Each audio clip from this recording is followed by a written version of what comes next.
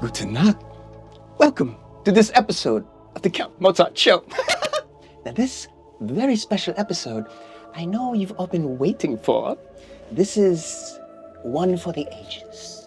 As I promised, I have a very special guest. He's more than a guest. He's a family member of mine, really. Such a close friend.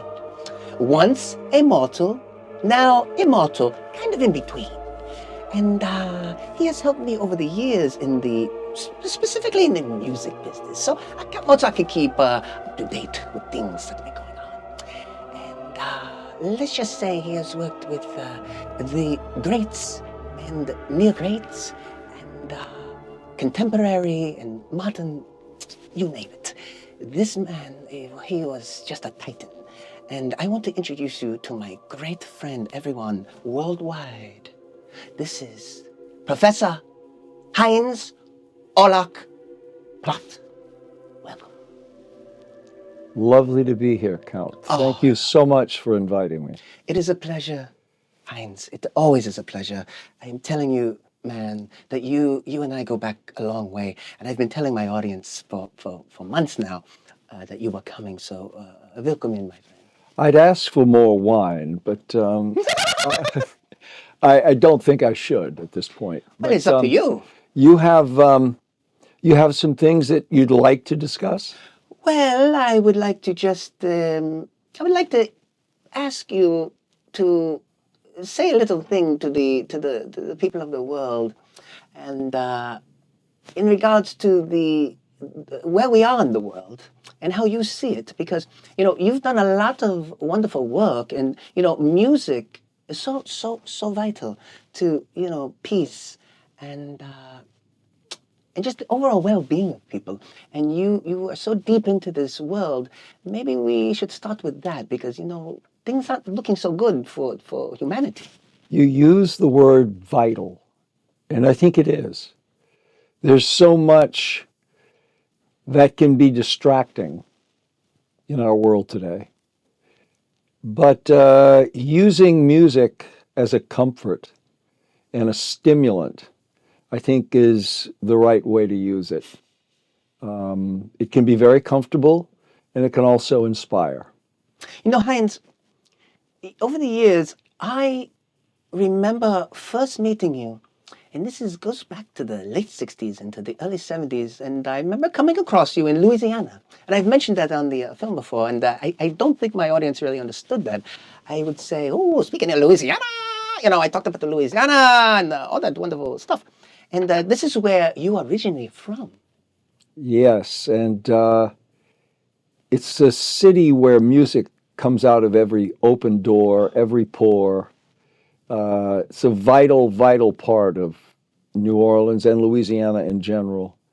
And to give you an example, this is back in the late 50s. Artists would tour in an all-star capacity. There would be groups, a number of people with hit singles and things. And I was lucky enough to one of the first shows I ever saw was a lineup that included Jerry Lee Lewis and Little Richard. And two of the early inductees, the original inductees into the Rock and Roll Hall of Fame. Fantastic. And growing up in that kind of environment where my mother would play show tunes on our Magnavox unit in our living room, a part of the furniture, if you will. Very nice units, It was a very nice unit. And my father would play Dixieland, jazz, and then once I started buying albums, the music changed a bit to be rhythm and blues and the local hits from New Orleans, which we had a number of big number ones via Fats Domino, via Ernie Cato. These are huge hits and very influential pieces of music that came out of New Orleans in the late 50s, early 60s. So this is the birth of rock and roll. Yes, a very influential, really, to the Beatles, in fact. There was a time when the only challenge to the Beatles sales-wise was Fats Domino. Put that in perspective. I mean, Yeah. pretty amazing. Now so from Louisiana, and your love and your passion of music is very important here, because you leave Louisiana and you go, and I believe you worked with Albert Grossman. For those people who do not know who Albert Grossman is, maybe we should enlighten them. Well, Albert Grossman was someone who I didn't go to work for during that period, but I did speak to on the phone in trying to bring a couple of his acts, Paul Butterfield Blues Band, Bob Dylan, the great artists. Janis Joplin, maybe? Yes, Janis Joplin, of course, that I became a bit more familiar with because I eventually ended up in Houston, Texas, going to work for CBS Records, specifically Columbia. And Janis, of course, was gone by then, but her influence was mighty. I hate to tell you, she's not really gone, if you know what I mean. Well, she lives on through her music, doesn't she? Little immortal. Just want to tell you. Well, Go with that, man. Listen, these are heavy hitters that you're talking about. You're becoming more rare and rare, because these are the people that have set the world on fire with their art. And please continue, because this is a fascinating time, not only in American society, but especially in the entertainment world. Well, one of the biggest stars in the world is named Bruce Springsteen. And when I went to work for Columbia Records in July of '72, in 1973, so 6 months later, Bruce Springsteen released his first album, Greetings from Asbury Park, New Jersey. And then at the end of 1973, he released The Wild, the Innocent, and the East Street Shuffle. And those records, both released in the same year, were his introduction to the world. And even though those records were not the records that, not as popular as I thought they might be, they did set up the release of his third album, which was Born to Run.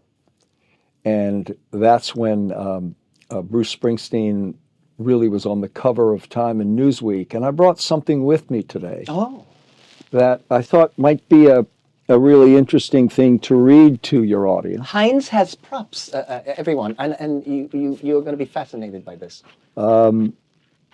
This is a book written by one of America's great poets, Sam Shepard, the Rolling Thunder logbook. And he was a part of the Rolling Thunder Review, and I was head of album promotion at Columbia Records and promoting Blood on the Tracks and the Desire album, and spent quite a bit of time in and out of the Rolling Thunder Review, which was an unpredictable situation, to say the least. But I'd like to read a quote by T-Bone Burnett, who was a member of the Rolling Thunder Review. By all means. I remember just before the encounter where he met Bob Dylan, which Sam relates in the chapter called The First Superstar. The first superstar was actually I Know Now and Knew Then as Louis Armstrong. Bob Dylan was sitting in a chair reading a Time magazine, the cover of which predicted the next Bob Dylan. I asked Bob how that was, having all those next Bob Dylans. He said, every little bit helps. That singer, of course, turned out to be something other than the next anything. He turned out to be the actual Bruce Springsteen. This is fantastic. This is so intriguing, what you just read. Hines, at one point, I may have this wrong. You know, we talked over the years, and you would tell me all about these people, these Bruce Springsteens and the Bob Dylan, who I like these people. But this Bruce Springsteen in particular, at one point, they were ready to give him the boot, so to speak. Can you believe it? So tell the world about what you saw when they were about ready to kick him off the label. Yeah, you find that hard to believe. There was discussion. Good question. there was discussion in 1974 after the first two albums had done okay. They got good reviews, but they didn't necessarily weren't blockbuster sales-wise. However, Blinded by the Light was recorded by Manfred Mann, and it became, quote-unquote, Bruce Springsteen's first number one by someone else, number one on the Billboard charts. But there was a meeting where myself and a guy that I worked for named Steve Popovich, who was the head of promotion, and I worked for him as the head of album promotion, we had to pound on a table and say, how many people in this room had seen Bruce Springsteen, had gone out to see a Bruce Springsteen concert? And there weren't that many hands that went into the air. And so we said, well, I think we should table that question until you can come back and report, did you go? Now what do you think? Because Bruce Springsteen really was a fabulous live attraction, which helped set up the third album, which became Born to Run. And so the label did give him a token amount of money to go back to the studio, and the song he recorded was Born to Run. And then the powers that be, if you will, were saying that the song was too long. And I said, I don't think you're right, but let me just say that I think that this is an anthem. Now you're speaking to him himself. Are you saying this to him, or No, I'm saying this to label brass? I want to say presidents and vice presidents, but you know there were a group of approximately a dozen to 24 people in this meeting.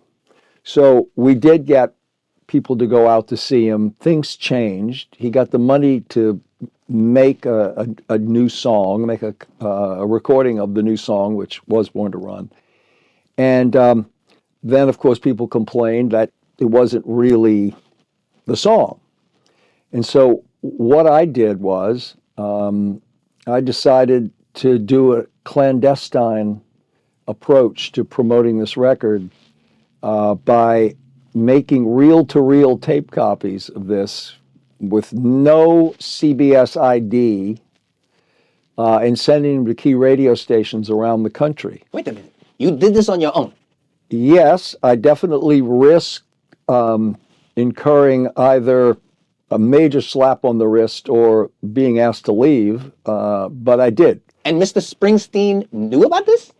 Mr. Springsteen didn't initially, but this was creating a real groundswell behind this. And I remember taking a trip to Los Angeles, which, you know, there was very little Bruce Springsteen airplay west of the Mississippi. And so we were able to get some airplay in Phoenix, and we were able to get some airplay in San Francisco.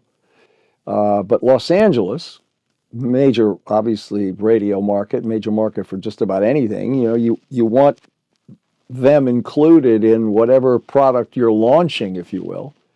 I took a trip out there when the album had been completed, and I played Born to Run for the program director and the music director. And the program director left midway through the playing of the album, and the music director, a woman by the name, it's hard to forget, Deborah Horribuckle. Oh, what a lovely name. Well, anyway, she wasn't so lovely when she said Bruce Springsteen is just mumbling on this album. Oh, the great mumbler. The great mumbler. Oh, she was right on the money, wasn't she? Yeah. So in those days, a valid way to communicate, as opposed to texting today, would be to send a telegram. So when we released the album, and the album went top 10 in Billboard, Cashbox, and Record World, I sent her a telegram that said Bruce Springsteen just mumbled his way into the top 10. That's brilliant. So they did add 3 songs from it, and the rest is history. Good for you. This is a fantastic story. You know, your instincts over these years that I've known you, we're such close friends, a family really. And these stories, these are the stories that most people out there have never heard. I mean, they've heard the periphery of these stories. And now with this Bruce Springsteen, there was something else that you did with the live shows. Something with tickets and live, but you really were instrumental in some of these early live shows. And we did some really landmark live recordings of Bruce Springsteen, and they're played often on his Sirius satellite radio channel. Excerpts, songs from these live recordings.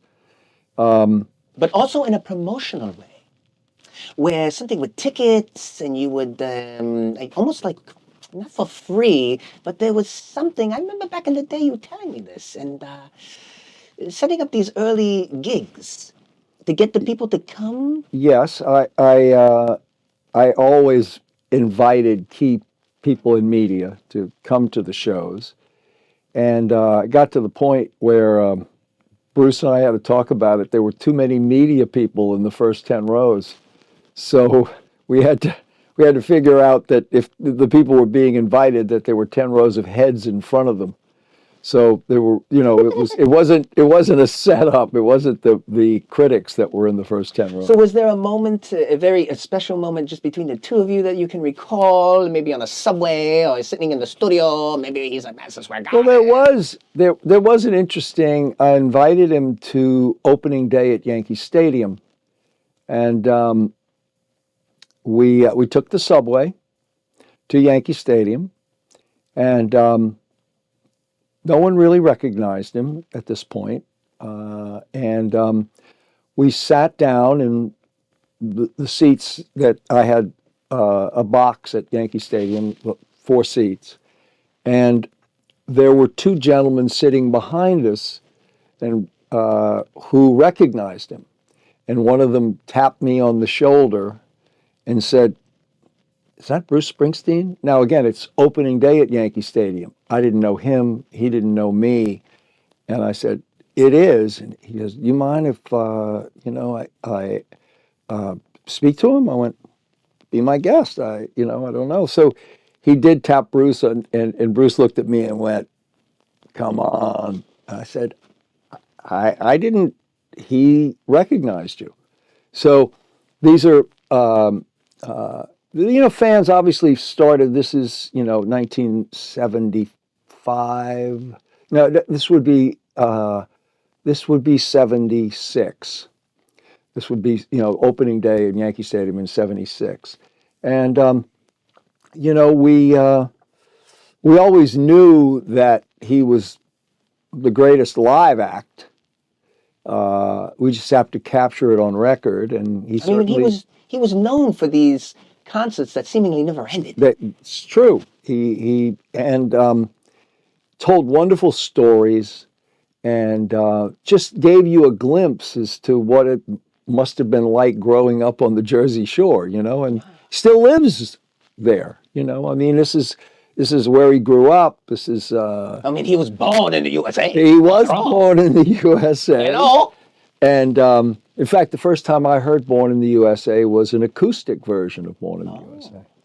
So that was written for for a film, and he has over the years recorded various arrangements of songs, and then of course the one that everybody identifies with, of course, is with the E Street Band.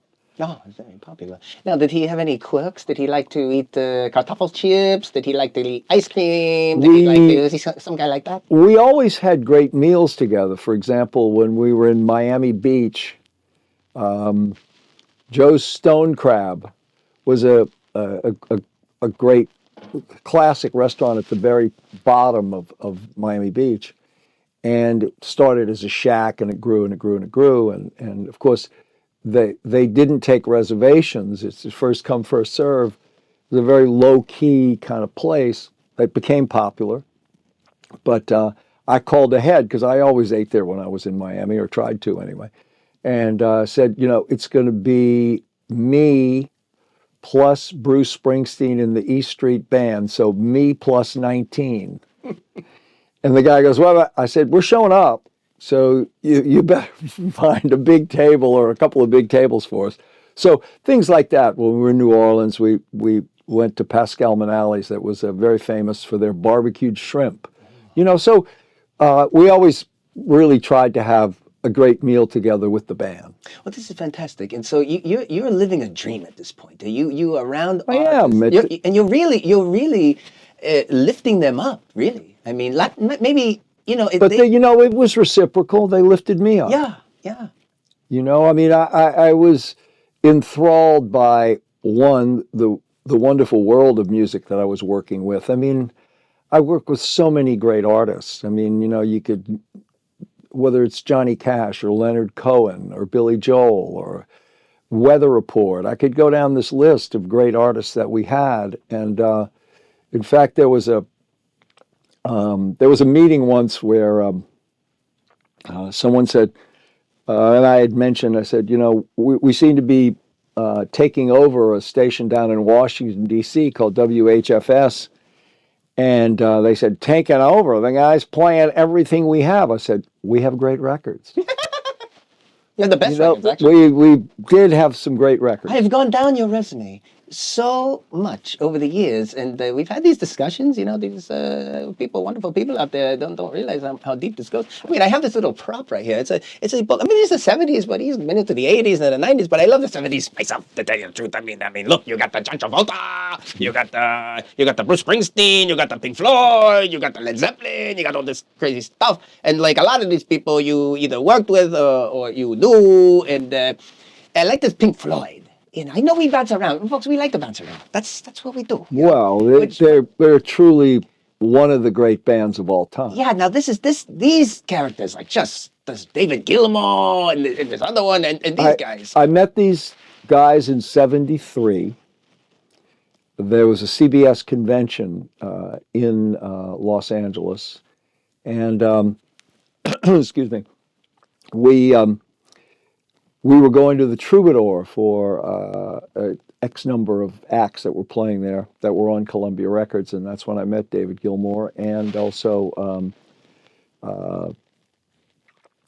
Steve O'Rourke, the manager of Pink Floyd, who had just signed with Columbia Records, and their last album, which was Dark Side of the Moon, which was on another label. And so Clive Davis had signed them to Columbia Records, and the next thing you know, they're riding the incredible heights of Dark Side of the Moon. So it's not like it took a whole lot to promote Pink Floyd at that point. Gig no, I didn't have to use a crowbar to get them on the radio. Now, who's the other guy? David Gilmour. What's the other guy? The other guys, there's Roger Waters. Roger Waters. These two seem like they hate each other's guts. How can that possibly be? They don't. I don't necessarily think they hate one another's guts. I think that there are obviously creative differences, and they've gone their own way, and God bless them. I wish them the best. They're very talented guys, and sometimes I think you can look at the highway of rock and roll bands, and a lot of them end up really in tragic wrecks. The idea that bands, maybe one artist or one particular member of a band will emerge as a leader, or maybe two. In the case of Pink Floyd, obviously Roger Waters has a brilliant career, as does David Gilmour. So, but the two other members of the band that we know as Pink Floyd, very few people saw the five members with Syd Barrett in the early days, but those early Pink Floyd records are really, phenomenal records in their own way. They weren't necessarily commercial records, but they have a great lifespan, and they're still, a very, very important part of the music that, is modern or contemporary. And you were around for this. They did another crazy one with a big wall and these funny-looking characters. I had the opportunity. I was on that tour, the Animals tour, which was the second album that they released for Columbia, the Animals. The first album that we released, the follow-up to Dark Side of the Moon, was Wish You Were Here, which was a brilliant follow-up. I mean, great. You know, I mean, it's still one of the most played songs, that title song. Right. But on the Animals tour, which was, believe it or not, the first all-stadium tour. Every venue they played on a cross-country tour was a football or baseball stadium. Now, did they make a lot of money doing those stadiums like that, or was it the albums? Where were they generating the most of the money? No, ticket prices weren't anywhere near what they are today, but they did obviously facilitate selling millions of records. I mean, they certainly made money. They had very good management. Steve O'Rourke was a very good manager, and they worked with great promoters. A really interesting story would be on the day of the show at Olympic Stadium in Montreal, the last date of the tour, was July 6th, 1977. If members of your audience take a look at the wall graphics, those graphics are really the graphics of Olympic Stadium. Gerald Scarfe, the album designer and the illustrator, really based his drawings on the stadium itself. And that was a day where the day started for me where I was asked to join the promoter, Roger, Alan Fry, the American manager, and myself. I was invited to join this. So we had a foursome, and we played golf in Montreal. And Roger chose me as his partner, and we had a bet with the promoter and the agent. And Roger and I won, thanks to Roger's great golf. I was a decent golfer, but we won that, and then we proceeded to go to sound check, and it was really interesting in listening to sound check. And David Gilmour didn't leave when the other members of the band left. He stayed out there and he worked on a particular riff that he had been sort of mastering, if you will, using the wah-wah pedal and whatever chords he was fiddling around with. And it became the basis for Run Like Hell. And it was funny. I remember asking him, I said, man, what were you playing out there at the end of sound check? That was really, really good. And he said, it's just a little bit of music that a little bit of music that I've been playing with, and it became, one of the key tracks. Didn't he call these things bits? Bits. That's the term. That is the term he used. And he's still doing music now. He's still doing wonderful music. Yeah, maybe they get back together one day. Maybe not. I don't think so. Never. I think never is the right word.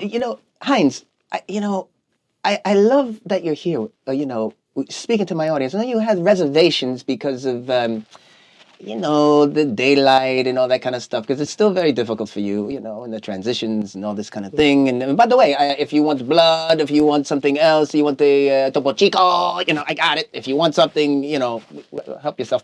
But I wanted to, we are friends, folks. We are, and you're being a gracious host. I think, of course. Listen, I want to ask you about these stories, in your daily life. Do you ever these things cross your mind? Because there's so many stories that you have. Do you think of I remember sitting there with David Gilmour one day, or I remember sitting there talking about Bob Dylan. Does it trickle into your everyday, or only when someone asks you? No, but it in a way I pinch myself, because the idea that I was part of this incredible period in the music business where the rock and roll really took over, but I worked, I think an interesting example is that because I was the head of album promotion, I got a copy of every album Columbia Records released. That's a lot of albums. That's a lot of albums, right? And that's jazz, classical, in addition to rock or pop, what have you. So there was a very interesting cover of this classical album that attracted me, and I picked it up, and it was called Suite for Flute and Jazz Piano by Jean-Pierre Rampal and Claude Bolling. And I put it on and I played it, and I went, you know, we could play this on rock radio. And of course, you know, there was a lot of eyes raised, and you know, people like, what are you? Oh, you're cuckoo. You're crazy. Yeah, right. What else is new, Hines? But there was a reason for it. There was a fantastic DJ at WNEW-FM named the Nightbird, Alison Steele. Alison Steele. Yeah, Alison Steele. She's and worked well known. 10 p.m. to 2 a.m. And she played a lot of Moody Blues. And Moody Blues, a key part of their sound was the flute. At WNEW-FM, Scott Muni was the program director, and he grew up in New Orleans. So we had a rapport. Very good, very good. Right? But I didn't really know Allison very well. And so, but Maddie Matthews, our local promotion manager, did. And they liked one another. And I said, Maddie, why don't we see if the Nightbird can make sense of Suite for Blues and Jazz Piano, a flute and jazz piano. And he goes, okay, you know, he said, I'll give it a go. He was a hockey fanatic. So he goes, all right, I'll do this on a wing, you know, kind of thing. And I said, okay, let's try it. And the next thing you know, she's playing it, segueing Moody Blues into this particular classical album. It went on to go gold, sold 500,000 copies.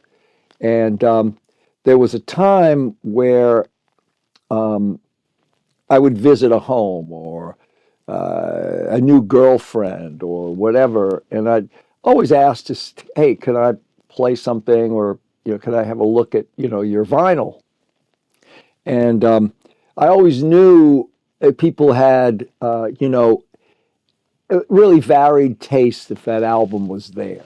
You know, they could recognize, you know, something that was really good but unusual, connected to most of what we all collected, which was rock and roll. Now, there's something about energy. You know, I talk to my audience a lot about energy. This is so important. There's something with you, Hines, that these things that you like, the things that you touch, like a Midas touch kind of thing. You know, you see these things, you recognize them like an instinct. You know, where do you think that comes from? Do you have any? Have you ever given that a thought, or it's just so natural? It is what it is, so they say. Well,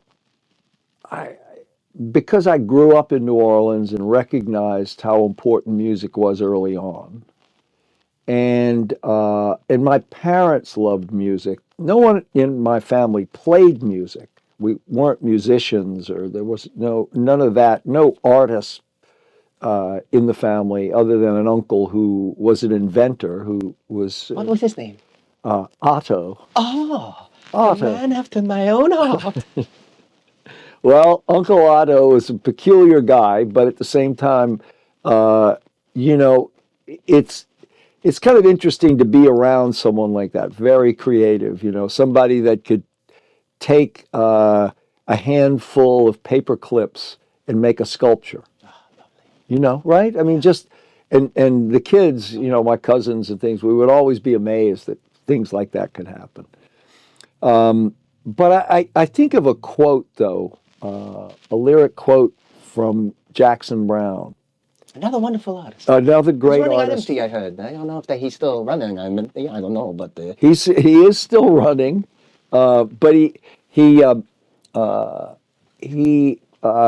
a lyric line that said,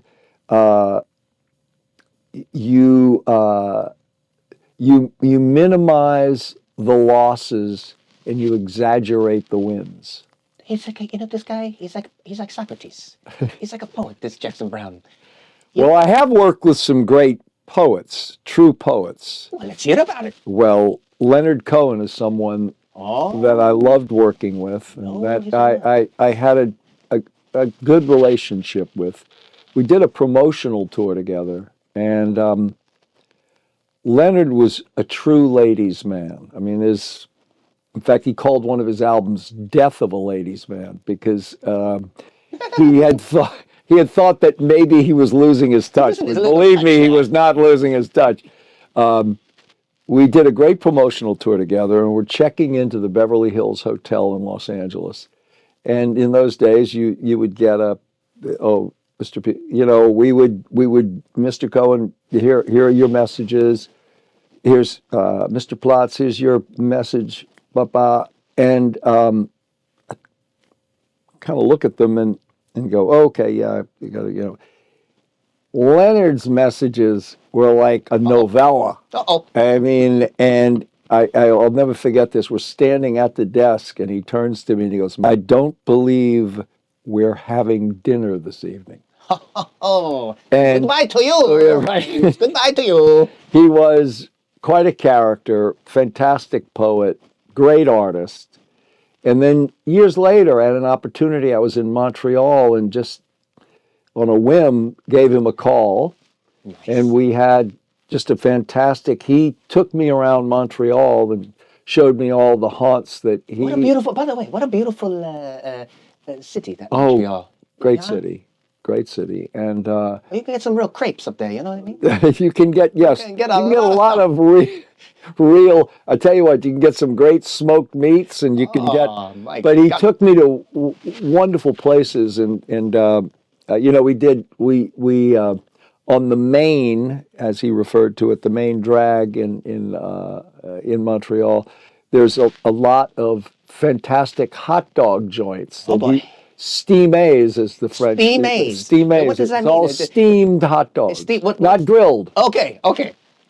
And we actually tasted 3 different hot dog joints, kind of things. I mean, he was a lovely guy, and we spent an afternoon. He had a beautiful, austere house right on a square, a beautiful park, and he invited me to his house, and we had a great afternoon. Is this old Montreal? This is old Montreal. Oh, yeah. Beautiful. Architecture is amazing. Yeah, beautiful. And we went to the park, and he pulled out this sort of jug of wine, and I'd never had orange wine before, but it was called Incape. Oh. It was a Chinese medicinal wine, and we had a blast. I mean, we finished this bottle. And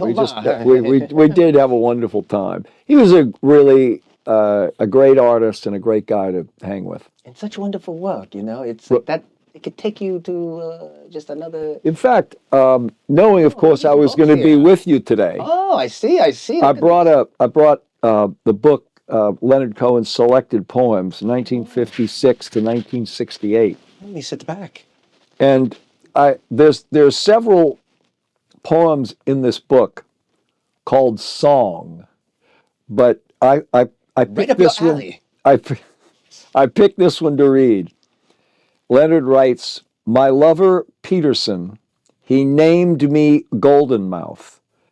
I chained him to a bird, and he migrated south. My lover Frederick wrote sonnets to my breast. I changed him to a horse, and he galloped west. My lover Levite, he named me Bitter Feast. I changed him to a serpent, and he wiggled east. My lover I forget, he named me Death. I changed him to a catfish, and he swam north. My lover, I imagine, he cannot form a name. I'll nestle in his fur and never be to blame." His girlfriend must have hated his guts. Because it was probably a revolving door with this guy. Well, he met a woman in Greece, and her name was Marianne. So one of his most famous compositions was "So Long, Marianne." Hines, it's becoming fascinating. The more we go on, we bounce around a little bit sometimes on the Count Mozart show, which is just fine because, the audience out there, they're used to it by now. But I'm going to reverse a little bit. You know, when you got into this, really the music business, very, very, very deeply with this, back to this Albert Grossman man, because I've heard a lot about him. I heard it good, I heard some bad, but he really took a liking to you. Like he was a titan in the industry. He was. He was a guy who was eccentric, was obviously very successful, had his own record label called Bearsville that was distributed by Warner Brothers, because his main client in the early 60s was Peter, Paul, and Mary. And he had taken that group to Warner Brothers and made a deal with Mo Austin, and they remained very, very close friends. And then Bearsville Records was distributed by Warner Brothers. And he picked me to run Bearsville Records. So I went to work for him. You were where? Were you still in Texas? No, I was in New York. I was at Columbia, and he was a difficult guy to work for because he had basically had his way in the 60s and 70s, you know. Was he also, he was a manager? He was. And he managed Bob Dylan. He managed Peter, Paul, and Mary. He managed Paul Butterfield. He managed Janis Joplin. He did manage Janis Joplin, yes. So he had an incredible group of artists that he was responsible for. And there's a story. And Hines, I don't like to cut you off, but I like to inject here and there just because, you know, we keep it spicy a little bit. But there's a story about this Albert Grossman and about this Andy Warhol painting. I don't know, and I like that. That's why I'm bringing it up to you. I think people don't know about this story. Yeah, there is an interesting story about the double Elvis, Andy Warhol's double Elvis. He had a double, he had a triple. Yes, Andy Warhol worked in multiples. So Bob Dylan had done a screen test at the factory. And Andy's gift to Bob was a double Elvis. No, the factory. What was this factory? That was the studio. Correct. Okay. And this was downtown New York. And Bob, for whatever reason, wasn't terribly interested in it. And he gave it to Albert. And then over the course of years, a guy by the name of Bob Krasnow, who ran Elektra Asylum, had started Blue Note Records, et cetera, et cetera. But he and Albert were very close friends. And so Bob was putting together a contemporary art collection, and Albert lent him double Elvis. Oh, boy. Well, of course, Albert passes away, and then Bob passes away. And there was obviously some contention regarding who owned double Elvis. I thought it was traded for a sofa or something crazy like this. That's the rumor. Whether we'd have to talk to Bob about that. You would have to talk to Bob. But speaking of Bob, and here we go bouncing around again, I want to ask you a question. You know, this Bob Dylan had this son, I think Jacob maybe. And yes. He had a fantastic group of songs and one headlight or something like this. The Wallflowers. What happened? The Wallflowers. Yes. What happened to these Wallflowers? I mean, they were fantastic. I just saw them going back a couple of years ago. I mean, they were great. So they're still around? Yes, they are. Okay, Mozart have to take a look. But I think he went to sleep or something like that. But No. He made a couple of solo records. You know, their first album, which was produced by Jimmy Iovine, who also I worked with when we were recording the Bruce Springsteen live shows. It's all intertwined. Jimmy was the engineer of those shows. Who was the best engineer you ever worked with? I think Jimmy Iovine. Wow, that's I mean, that's a compliment. Dave Thorner, who was a terrific engineer, who this is going back now a few years, but he engineered and mixed Smooth for Carlos Santana, which was a worldwide hit. You know, so no, great engineers around. You know I can't make music anymore. You know, we've talked about this. You know, they don't believe me. It's against the rules of the universe. They're like, Count Mozart's he's back, but I can't. I mean, hello, take a look at his nails. You think by the way, I did my best work. You know, you should be thankful. But you know, so when you left this Albert Grossman guy, so he's a mean guy? Was he a nice guy? He liked No, you? he was actually very good to me. I think I think the way to put it, I learned a lot from Albert, and it was time to move on. I see. I see. It was probably smart. It's very smart. You know, and it was an interesting time for me because around the same time, going back to, as you say, we bounce around a little bit, Pink Floyd was making The Wall, the film. Big one. Right, with Alan Parker. There you go. Now you had something to do with this film. I did, and it was really interesting that I remember getting this phone call from Steve O'Rourke, the manager, What kind of phone did you have?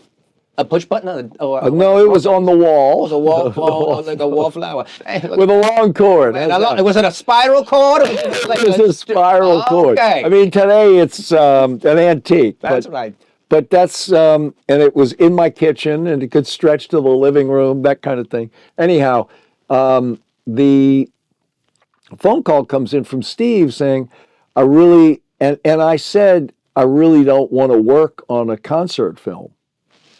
And he goes, it's not a concert film. Alan Parker's directing this. I said, when do you want me in London? And I flew over to London. I spent 3 weeks in London at Pinewood Studios. I was at Pinewood every day. With the band? With the band. And it wasn't really the band. It was really Roger and Alan and David Gilmour, who was the musical director of the, supervising the music, translating it to film. There's only one new song in that soundtrack of the movie version, and that was When the Tigers Broke Free. Which Michael Kamen, an expatriate American, did a beautiful arrangement of, by the way. Who did you get along with the best at that group? Was it David Gilmour? Was it well, since I was hired by Steve O'Rourke, who was the manager of Pink Floyd, I got along best with him. Okay, makes a lot of sense. Because he was the executive producer of the film, and he was sending me a tidy sum every month to work on the film. I had an office at MGM-UA. Now, when you were going in the around, were you flying on that big Concorde back there? Were you first class all the time? Look at you. I mean, first class all the time. I don't know about that, but hello. I did have the opportunity to fly on the Concorde. Hey, I would like to know about that. It was in the early days of the Concorde when it was prohibited from landing in New York. So we flew to Washington to fly Washington, to London. A supersonic jet. It was. You weren't afraid. And it was I know this is going to sound out of school, but at the fact you were able to smoke a cigar on this airplane. Oh. And the airplane looked like a cigar. It was a very lean. The good old days. Yeah, the good old days. The good old days. So that was the Pink Floyd thing, and now you got to see all those wonderful shows. You be friends with these guys, and all crazy, crazy stuff. The Pink Floyd was really an extraordinary group to be around. Very creative, and just they were very good to me. So another person that was very good to you and you were good to him was that you mentioned him before. This Billy Joel, who actually Count Mozart. You know why? Yeah. Hello. I mean, if people don't think that Billy Joel can play a little Mozart, you're crazy. Because he can. Because he can. He can. Yeah. And I really like this guy. And I remember I liked something that wasn't probably people's favorite. I like the one where he's standing there with a leather jacket, gonna throw a rock to a house. I like that kind of stuff. The glass houses. The glass houses. Yeah. Man, I'm telling you, I saw that glass houses thing, and I looked at that picture of this guy with his tight jeans. And listen, Count Mozart knows he's a good-looking guy with a leather jacket, but I like the fact that he's gonna throw a rock to a house. I don't know, for some reason, it really made me happy. Well, he was a contrarian in his own way. He wanted success, obviously, but there's, there was a certain amount of what comes with it can, weigh heavily on you. Yeah, I mean, there's Excuse me. Hines, would you like some blood? I think I'll have a drink. Topo Chico.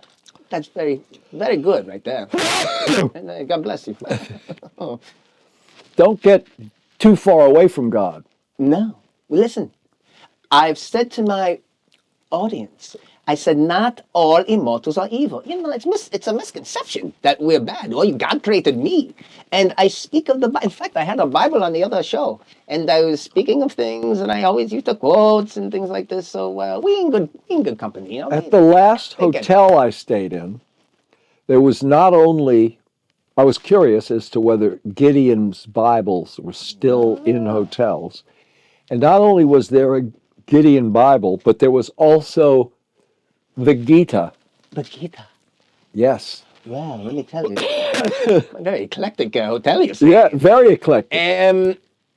So back to this Billy Joel. First of all, this Billy Joel, and I know he's still out there. You know, he's still doing his thing. And this guy's fantastic. You know, it's like any little thing he does. You know, those songs. It was song after song after song. He was a cool guy. Very gifted. Were you very close with him? Yes. In fact, I took Billy Joel to New Orleans. We did a reconnaissance mission. Uh-oh. Because he loved New Orleans music. And so I asked him, and he said he'd never been. I said, well, we're going. And, you know, we wrote it off to some sort of promotional tour, but we went down. And you were traveling together? Yes. So you must have really got along with this guy. Well, he was a great artist, and we were just coming off, you know, his big breakthrough, the Stranger. And I remember hearing The Stranger for the first time, and everybody seemed to be wild about, you know, moving out. And I loved moving out, but it was one of those things where, I mean, the standard on that record, it was obvious that it was, I love you just the way you are. And I don't know, I don't go to that many weddings anymore, but it seems to show up a lot at they really like that tune. Right, they do. And then it's a great song. I mean, they follow up with something else. What's that? I'm sorry. They probably follow up in a few years later with a different kind of song. You know what I mean? Well, you know, life has its funny bounces. Goodbye to you, or something like that. Right.